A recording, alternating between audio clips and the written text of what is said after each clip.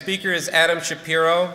Many of you have heard of him before. He's a human rights activist and a documentary filmmaker. He's just completed a 9-hour film, Chronicles of a Refugee, on the Palestinians' diaspora.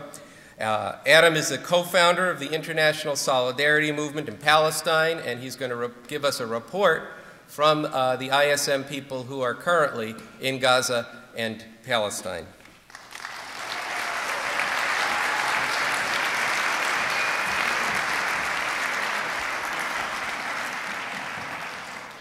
Thank you all. It's truly an honor to be here tonight with you all and to be able to share the experiences of myself and my colleagues who are currently in Gaza, and to share a podium with the other speakers here tonight.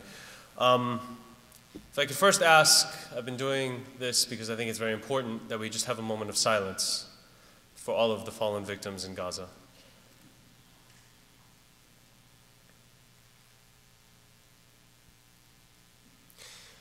Thank you. Keep in mind that that silence that we just experienced is something that people in Gaza have not experienced now we're in our 3rd week. A silence that doesn't exist because it's being perpetrated and penetrated by bombs, by tank shells, by gunfire, by the sound of doors being kicked down now on the outskirts of Gaza Strip and already in Beit Hanun, in Khan Yunis and Rafah.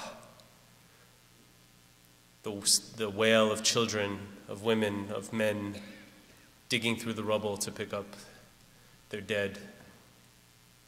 I think I also want, and I've done this at other speaking events, I want us all to stand up and give a huge round of applause for the survivors in Gaza who continue to resist and say no, they will not walk away from their homes, from their land, from Palestine, and support the active resistance of the Palestinian people.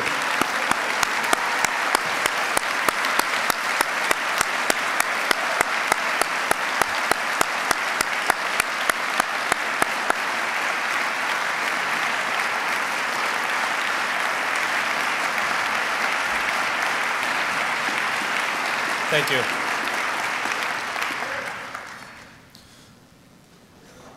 It is true, what we are seeing in Palestine and Gaza today is unprecedented for Gaza. However, the carnage is something that is endemic, unfortunately, and most tragically, to the Palestinian experience of the last 60 years. And we must remember, we must understand this always when we consider what is happening in Gaza today. That it is not just about what happened today and yesterday and last week and the week before. It is what has been happening for 60 years. What has been an ongoing crime. And so when we speak of war crimes and crimes against humanity, about white phosphorus bombs or disproportionate force, this is merely the tip of the iceberg. The crime that has been going on of the dispossession of the Palestinian people and the ethnic cleansing of Palestine, of Arabs from Palestine, is an ongoing process that must also be addressed.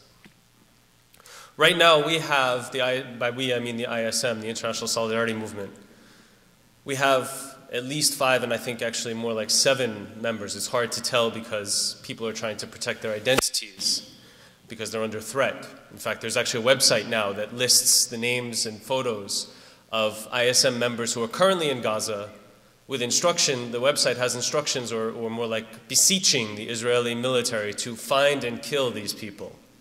Why? Because they're reporting on what's going on. They are among the only journalists, although they're not formally most of them are not formally trained journalists. They are among the only eyewitnesses to what is happening on a daily basis in Gaza, reporting with a first-hand perspective.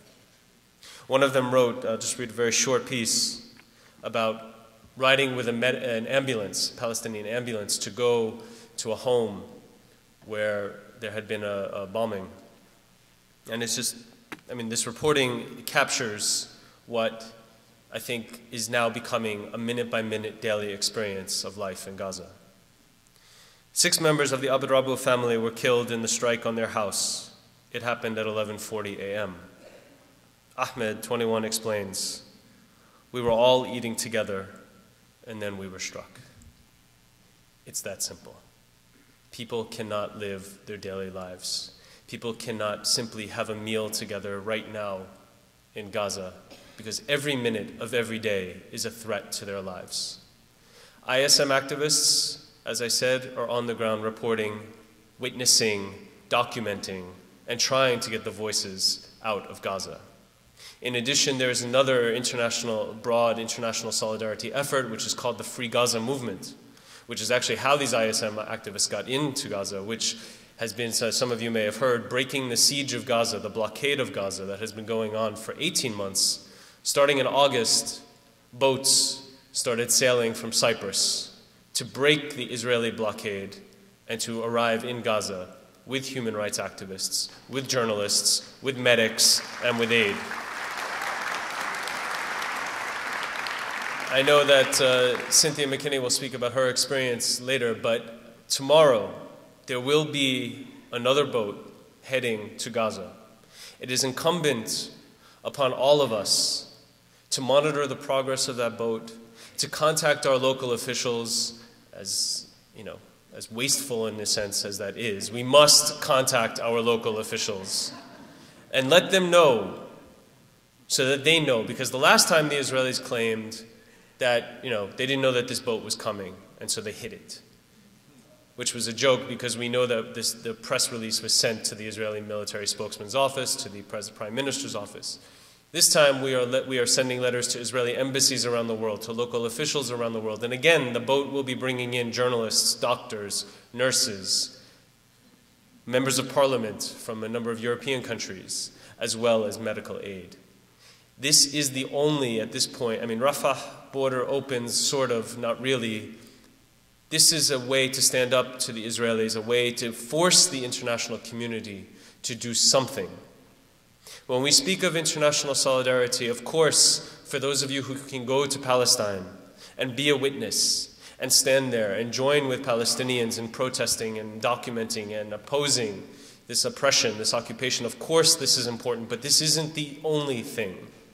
One of the things that we realized with the international solidarity movement from the beginning was that the source of strength for Israel and its occupation and its oppression is not only its military, it is also very much in the halls of Congress and the seats of power in this country and in Europe.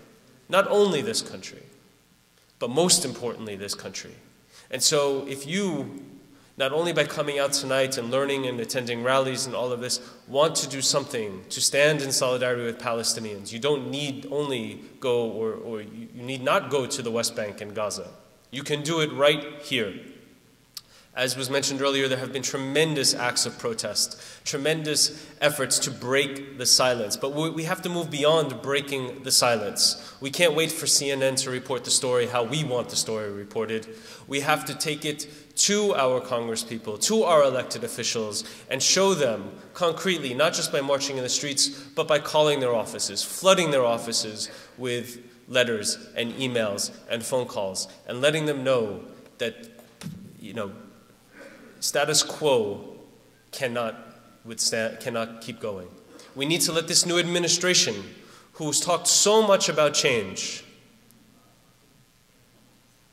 we need to let this new administration know that it must deliver on that promise of change. And the first place, if Obama, if Clinton, if any of these people want to change America's position in the world, and this is precisely what the Secretary of State nominee spoke about today in her confirmation hearings. If we want to change America's position in the world, it's not because of the U.S. relationship with Ireland. It's not because of the U.S. relationship with Bolivia.